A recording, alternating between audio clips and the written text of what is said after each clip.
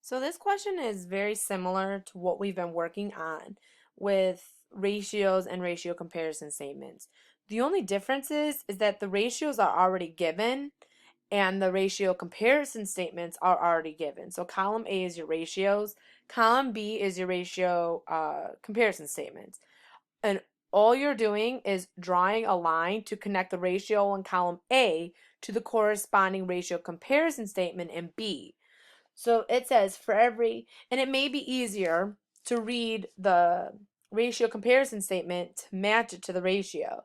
So that's what I'm going to do. So it says for every 2 markers, there are 5 pens.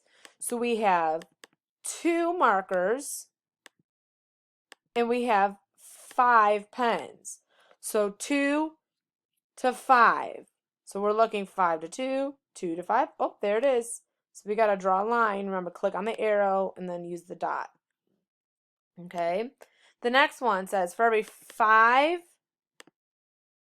pens, there are 2 markers. 5 to 2 is what we're looking for. 5 to 2. Oh, perfect. It's the first one. I don't have to go any further. Then the last one says for every 7